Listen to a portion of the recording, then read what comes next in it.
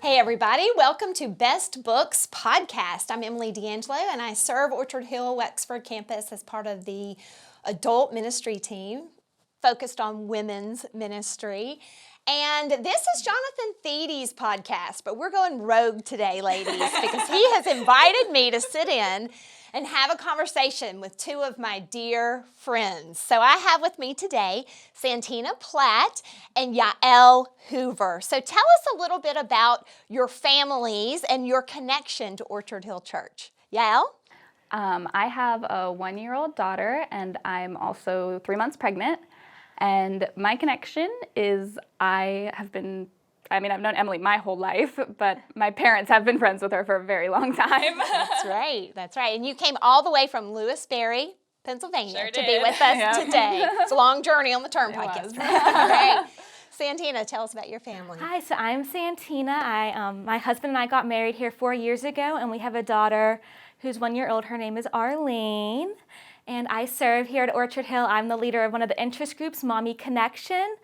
We're a group of moms with kiddos who are 5 and under. We meet once a week on Wednesdays, and we have time for play, time for story time, and a time for moms to gather and just have prayer time and devotionals and just really get to connect and support each other in our struggles and celebrate each other in our victories as well. So it's a really great group. Yes, it is. Full disclosure here, I am so thrilled to have the two of you in the room because I've been scheming for this very conversation and this connection for a long time since you both had your daughters, because believe it or not, you both have named your daughters Arlene. And how close in age are they? I think they're about 3 weeks apart because really yours is Arlene, or yours is July, correct? Yep, July 7, and we're June 13th, so just a few really weeks. Close. So you are in the same season of life, and it is such a pleasure to have you here.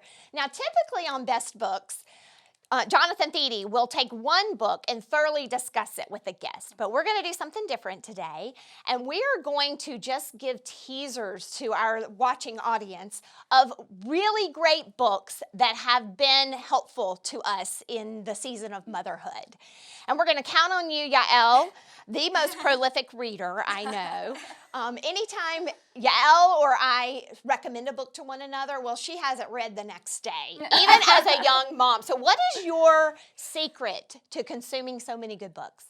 My daughter is a really independent player, so she will go off and I can sit and I can read on the couch. I can read at the kitchen table. Sometimes I turn around and she's standing on the rocking chair, but like she plays by herself or with the dog a lot in the mornings, so I can get a lot of reading time then. I also tend to stay up probably later than I should and read. The insomnia helps with that a little bit, but that's probably the key to getting most of the books read is she just plays really well by herself.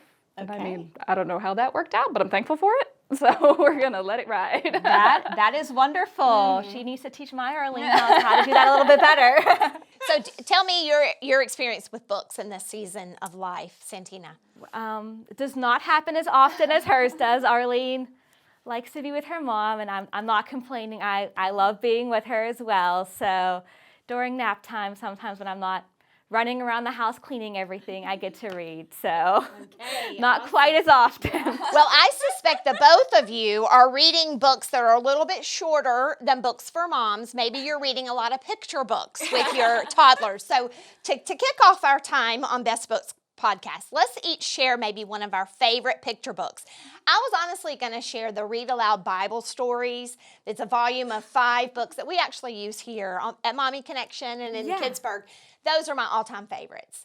But since Arlene and Jael are staying with me, little Arlene toddled over to my bookshelf today, and she pulled off a favorite book that Ellie remembers me reading to her when she was a little bitty at my house. So this would be one of my favorite books to read to children. It's called Emily's House, and it actually, the illustrations favor our home that we raised our kids in Carlisle, and the cacophony of noise throughout the book was very true to our family culture, was it not? Especially when both families were together. It's a lot of kids in one house. That's right, and a lot of noise. So I highly recommend this book, Emily's House.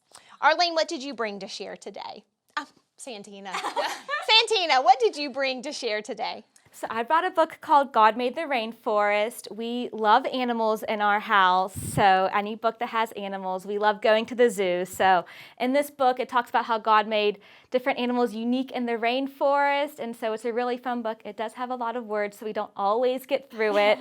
We don't always have quite enough attention span for that, but we love it. We love animals, so any book that has animals is a favorite in our house right now. Okay, and I see it's a board book, which is a gift for toddlers, right? Yes, our books have to be board books right now, otherwise some pages get ripped. So the non-board books are on the higher shelf that we can't reach yet. Okay. And Jael, what book did you bring? I brought this one. It's Happy Hippo, Angry Duck, and the back says serious silliness for cool little kids. And the author, she does all kinds of board books like this, and they're super short. So it's awesome, but it's all about like emotions. And then at the end, it just talks about how everybody's mood changes throughout the day. So it's gonna be okay, even if you're grumpy, kind of thing.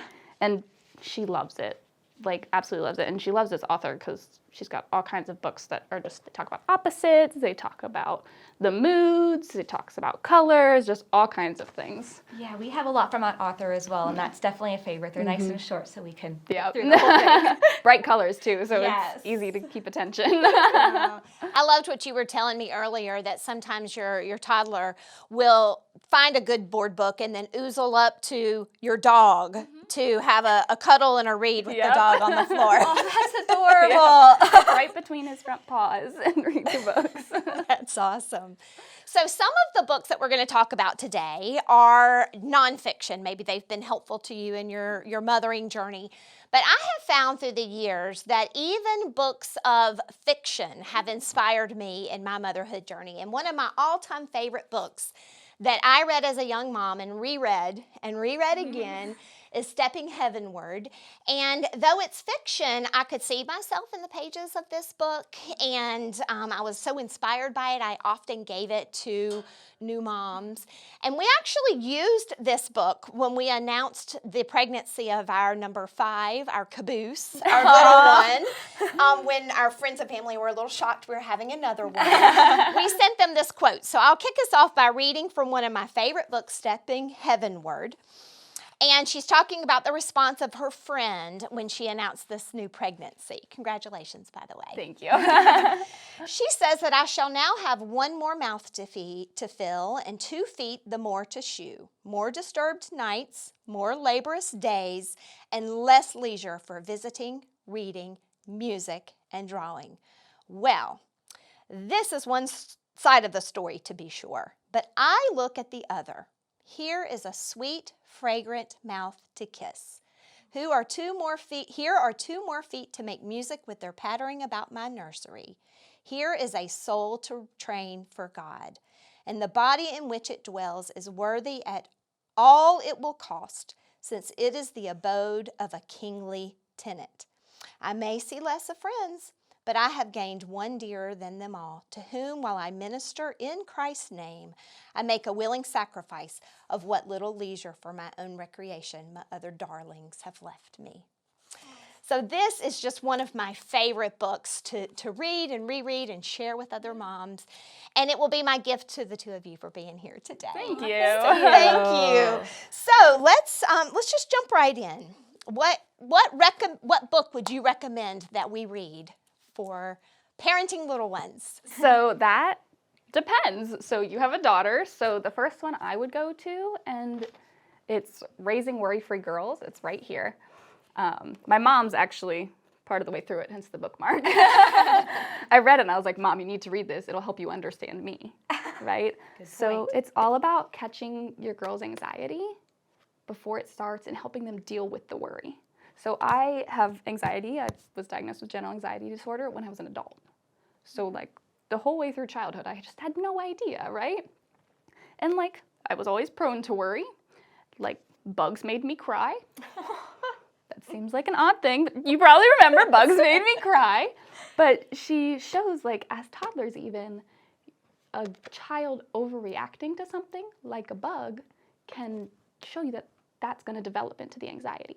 But she walks you through how you can help them develop coping mechanisms and lean on God to walk through these stages of worry the whole way through high school and into adulthood. So I was like, Mom, you need to read this because I understand myself now. Yeah. So Santina, do you have any questions about this book? Yeah, so how are you like seeing any of the signs in your daughter now that are like kind of helpful now, or is she still too young, or? I don't know that she's too young. I think she's I call her a tank. She will just plow through anything, doesn't care, falls off a chair, goes with it. But I found them in myself with raising her, like with how far she's come already and with being pregnant. We had an appointment this past week where they didn't find our new little girl's heartbeat. So we had to go for an ultrasound that afternoon, and I was like, I can't just get on these looping thoughts. I have to trust that God is in charge of it. And we trusted, and our little girl is fine. So That's great to hear. Great to hear. So like being with myself and watching Arlene as she grows, like I know I'm prepared to look out for these things. But even being pregnant, it's helped me be prepared for some of those things. That's great. Yeah. So if someone were to pick up this book, what kind of gospel truth do you think they'd walk away with from that? So it's actually one of my favorite things I read in this book, so much so that I made a sign and I put it on my wall in my kitchen. Okay. And one of her lines at the end is, above all, trust in the slow work of God. You can do all these coping mechanisms, you can work through all this stuff, but above all, you have to trust in the slow work of God, that He's going to make sure it's okay. That is good advice. I love that. I love that. Wow. Can you think of a situation in your home in parenting little Arlene, little Lena, where you're having to trust and think about the slow work of God? I mean, it's not necessarily anxiety focused, but just sometimes with sleep, and we're like, when are we going to get to like the nap when we're actually napping for longer than a half hour, or when are we going to sleep longer than sleep longer stretches at night and not have to? So definitely just trusting the slow work of God, that He's working it out and He's having us up in the middle of the night for a reason right now. I know it's definitely helped me grow closer to God in that time, and it's taught me God's unconditional love. Nice. It's helped me realize God's unconditional love for me and just how great that is compared to my love for her. So He's definitely teaching me something in that as well. So I'm working towards that as well. Good. All right, Ellie, we're ready for another great recommendation. So the next one that I was going to share, it's called Real Moms, Real Jesus. It's this one. I actually started it when Arlene was like 4 months old and got like halfway through and then lost it for like 6 months. And I found it. That's like, real motherhood. Right? Yes. And then I found it and I was like, oh, I should read this again. And then I just blew through it in like 2 days. I loved it. But this woman, she has 4 children, and she just talks through about her life. Like from starting to have her children to the end, and how she had to slowly start to trust God, to go with it, like from the beginning, because she didn't grow up a Christian. So there's so many different ways where she's seeing like the faith in her children that is like amazing to me, right? Because Arlene's 1. Like, you can only see so much when she just says yes all the time. Like, there's not much else there. But with her, she talks about one section where her daughter wants a car, but they needed to use that money they were going to use to get her a car for something else. So her daughter's like, I prayed for a car, and I prayed for a 4-door because I'm going to have to take my brother and sister places, and I want it to be blue. So I prayed for that too. And she was like, that's very specific. She was like, and her daughter goes, God tells us to be specific when we pray for what we want. And like a week later, she gets an email from someone at their church saying, I bought a new car, and I have my old car. I wasn't sure if you'd want it because I knew you have a kid starting to drive soon. I don't know if it matters, but it's blue. Wow. And she was just like, I was stunned by my daughter's faith, right? But in this book, actually, she goes through, and I mean, the little pictures crack me up. They're always like shocked or whatever. But at the end, she gives you chapters in the Bible to read, and then a little truth from a verse in the Bible in those chapters. And the truth at the end always is so relevant to what she read and what you read and what she wrote. It's amazing. So would you categorize this as an autobiography or more of a nonfiction self-help book? I would probably say more of a nonfiction because she gives you like a snippet of her life and then how Jesus also trusted those things. Okay. So with her daughter in the car, she then in that chapter talks about Jesus going and praying before he's crucified. And like his disciples falling asleep but he had faith and he was like, but not my will, yours. Okay. Right? Yeah. So he goes in and Jesus is also relying on God in those moments, right? Okay. Yeah. And it shows how Jesus relates to us, even though sometimes like we're doing laundry. Jesus wore clothes. So,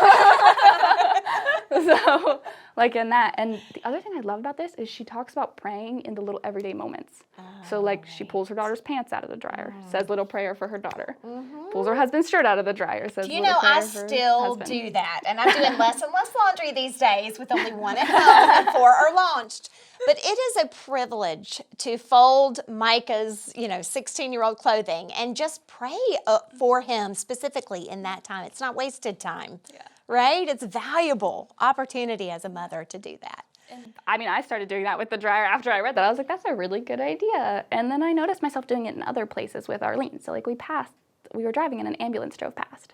Lights on, sirens going. I was like, Arlene, let's like pray for people in the ambulance and the doctors and the EMTs who are helping. So I did that out loud. And she was giggling because she thought it was funny because mommy's talking to herself. But like she's going to see me doing that as she grows and hopefully that will instill that in her. That's right. Oh. Wow, I love that praying for the laundry thing. That's definitely something I'm gonna start doing, because sometimes when I take the load out and it's Arlene's clothes, I'm like, wow, there's so much to be folding in this one. And they're little, so it's not like a big... Right. So it's like less satisfying each one versus when you fold like a big towel and you're like, wow, like this, like it's getting smaller. So I'm gonna have to remember that and start be praying for her whenever I'm folding her clothes now. I love that. Thank you for that recommendation. Yeah, that's great. All right, so what other treasure do you have for us here? So I have a whole pile of Becoming Mom Strong books. Oh, tell us one. It's a pile. They come in different versions, I guess. This one is the chapter book, which is, again, more of a self-help kind of book. And then there's a Bible study, which is this littler one, and then a year-long devotional, which sounds stressful and like a big commitment, but they're super short, 1 page each. But reading this book was, I was prepared to be like, I'm not sure if I'm gonna like it, because it has been everywhere. And sometimes when things are everywhere, like it's like, okay, so it's for more of the general, like broader audience. Like I wanted to dig into the scripture a little bit more. And I was not disappointed. She does offer a lot of like scripture in here that you can go back and dig into. And sometimes I was like, did that scripture make no sense? Or am I just not understanding it? And I would have to go back 3 or 4 times, get a couple different versions of the Bible to fully understand it. But also if you didn't want to dig through 4 different versions of the Bible, it was easy to understand with what she had in the book. Okay. Which was really nice. Because like if you're reading on the go, you're not going to dig through 4 different versions of the Bible. But she has 7 children. Yeah. Wow. And I believe her youngest and oldest are about 20 years apart. Oh, wow. So there is quite the range. And her husband's a pastor, but it walks through like where they had to lean on people for financial troubles. And there's one part where some of her mentors come over and she had parenting books spread all across her coffee table because she was just trying to figure it out. And the woman looks down and goes, Heidi, I don't see a Bible here. And like me, I don't always go like the Bible's a parenting like handbook. That seems kind of strange, but that's what it is, right? And she really leans on that, especially in the Bible study. This past week I met with my group and we had a full conversation for like 20 minutes about how the Bible's a parenting handbook and why we don't see it that way, right? And we talked about how like you feel like you have to dig into it to find the information, and that can be hard when you've got a toddler running around in circles or crying in the middle of the night to go get them kind of thing, and like you're just exhausted. I remember the days when I would start my day with my Bible open, maybe a cup of coffee or tea, and I would begin reading, and inevitably I would get interrupted by a dear little one. But I would leave the Bible open on the dining room table, or can you imagine that in Carlisle? And then throughout the day, I might return to it and chew on it a little bit. It may just be one verse or one passage. And then I would come back to it. And then maybe my toddler would be in my lap and they would flip the pages and I would just take in another little piece. Though I'm not thinking that it was directly teaching me how to parent, it was filling me up so that I could then parent my littles. So thank you for reminding us of that. So I'm curious about your group that you're leading at home with this book. There's about 7 of us in it, and we meet at 8 p.m. because that's when the kids are asleep, so that's when we can all get out of the house and go. But it's been amazing because I went to my new church looking for people in the same life stage as me. And it was really hard because our past church just didn't have anybody our age, right? Yeah. So that's I'm kind of walking alone. And I was even talking to my mom about this yesterday. She said, I'm so thankful you found people in the same life stage because it helps your faith.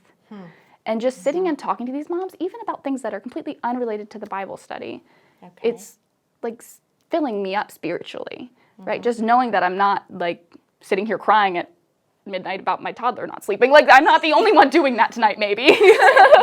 So it's just spiritually filling.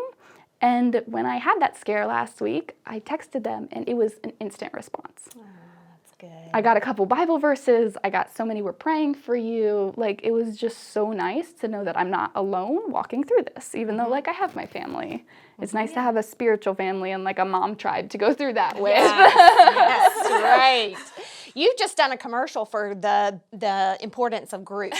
We believe in groups here at Orchard Hill. We do, yes. Tell us a little bit about Mommy Connection and how that serves you well. So yeah, like I mentioned earlier, Mommy Connection, it's for moms who have kids 5 and under. We meet once a week, and I've just found it to be so refreshing because like you said, they're there for the victories the praises of, oh, my child slept through the night, or the struggles. We were up every hour in the night, and just since it is a different age, there's some moms who have older kids in the group and they can help with advice with potty training, for example, or and so it's just a great group. And like you said, just to have that tribe of moms knowing that you're not doing it alone. You don't have to do it alone. You have people to support you, to celebrate you. And it's nice to know that there are other moms trying to raise their kids who are Christians, because just in this society right now, you never know. We go to the library sometimes and it's hard to find your group there, but I feel like I found my group at Mommy Connection right now. And what does a Wednesday morning look like? Do people need to register? What do y'all do when you're together? Yeah, no registration required. You can just show up and we'd love to have you.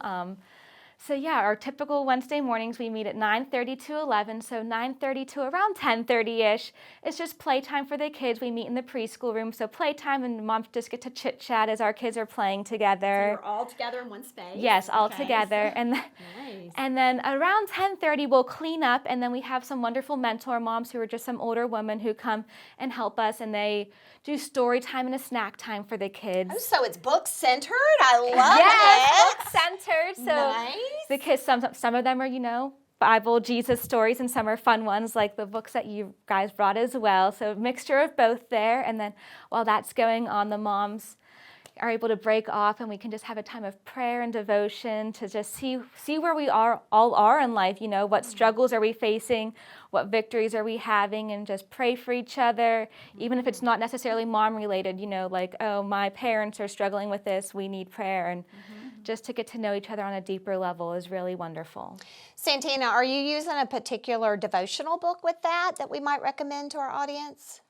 Yeah, so I've been using the Better Moms devotional, but there's also sometimes nothing spoke to me that week, so I sometimes Google it, or I have the Bible app and find devotions on there too that I'm like, wow, this is good. So all right, so what feeds your soul you bring to the group. Yes, I try to see what am I going through, what has helped me this week is what I try to share with the group. So okay, so that takes me back to the piece of this that's the devotional. How would you use that? The Mom Strong 365. So I ordered this the day after finishing this book and starting this study. I was like, I want something that I can do fast and easy when I feel like I'm running out of time. So there's some days I get to 11 p.m. and I'm like, I haven't read my devotional. And I'll run down in my pajamas and read my devotional really quick because they're all one page. oh, that's nice. That's it. It takes about 3 minutes, But there's a verse, and if you have more time, you can go to the Bible, find that verse, and I've found reading a couple different versions of the verse helps me understand it better. Right? Like anything. Yeah. But they're all so relevant. And with the dates, it's like the one in January, she talks about it being a snowy morning, where like I can relate to that, right? Yeah. Like that makes sense, like dressing everybody up in snowsuits and going out, right? So the fact that it just takes a couple minutes, and you can do it any time of day, right? Like as soon as she's down for nap, I can read the page and then do the dishes, right? Like it just feeds you just a little bit to encourage you to open it more. Yeah. So maybe you could use that with Mommy I was just Connection. gonna say I'll have to get a copy of that just so I can have another resource, because I'm not a huge reader like I was saying earlier, so I'm always looking for new resources that people can recommend to me. So definitely taking all of these books and getting to look into them. And what I love about that, Santina knows this, but Jael, the mission of Orchard Hill is helping people find and follow Jesus. And one of the things I love about Mommy Connection is it's an easy invite for anyone in your season of parenting, right? And they come in and they hear maybe a short but powerful devotional, and it whets their appetite for more, right? Yes. And out of that, sometimes women join groups. Maybe they join joy groups to study the Bible, or study groups, or even last year there was a Risen Motherhood book group discussion. It was like a book club, right? Yes. That met during nap time on Zoom. And so it was a small little portion of the Mommy Connection group going a little bit deeper together in group. So if you could dream big, what would you hope to grow out of the Mommy Connection group? I think one of the main, I love just gaining the relationships, seeing people like Orchard Hill's such a big church, so I love being able to walk into the church and see people I know, which is one of the great things, and just continuing to grow deeper with this group of moms that were together. So yeah, maybe in the spring we'll have another deeper group like they had last year. Right. Yeah, we'll have do to a book of the Bible. Yeah. Or another book. So that would be wonderful. Yeah, we'll Yeah. have to see what the spring brings for us. Right. So Risen Motherhood is definitely a book I would recommend. Any other books off the top of your head that you'd recommend that could be possible book discussions or book club conversations? So the one I'm currently reading now goes a little deeper. It's called Mama Bear Apologetics. Okay, tell us about that. It's all about preparing your child to fight for what they believe, even as a young kid, right? So letting them come to terms with their own faith young, but they have to see you doing that before they can do it, because more is caught than taught, right? So them seeing you stand up for your faith and correcting something you see or know is wrong is going to help them be able to do that, and giving them the tools to be able to do that is what the book is about. Wow, I like Bear that. Apologetics. Okay. All right, any other titles that pop into your mind? You keep saying Risen Motherhood. I read that one. Oh, you did? Okay, do you remember a takeaway from that book? I read it while I was pregnant, so I can't say that I do. Okay, all right. Yeah. Well, I was talking about this recording of this podcast last night at a women's event with some young mamas, and encouraged them to spread the word when this goes live on our Orchard Hill Plus app. So they were saying that this one gal got out her phone and she said, my good reads list is so long. Can you help me put some at the top that are must reads for me?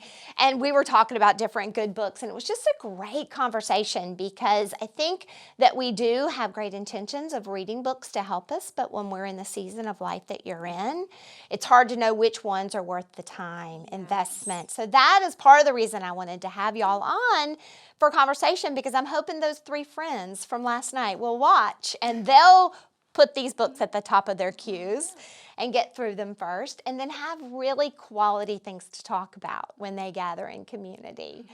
Yeah, so future podcasts of best books at Orchard Hill can be found at Orchard Hill Plus, so be sure to spread the word. And it's not just for people in the Pittsburgh region. It's for all over the state, Jael, and all over the world. That's right. We keep sharing. And next time, our viewers will see Jonathan Thiede, who was the brainchild behind this, this opportunity to share quality books that have been tried and true and recommended by people who seek to follow Christ and make him known. So thank you both for being here today. It's been a pleasure to spend the time with you. If you had one more thing to share with our viewer audience, what might it be? Do you have any quotes you brought that you might want to share, or? I have one from Becoming Mom Strong. Okay. And it's to all the moms. You have an important job to do. You're raising the next generation of warriors. You're raising the next generation of warriors. I love that. That's I really love that. Well, God bless you both in your ministry that you have to other moms, but your most important ministry is in your home, to your husbands and your children.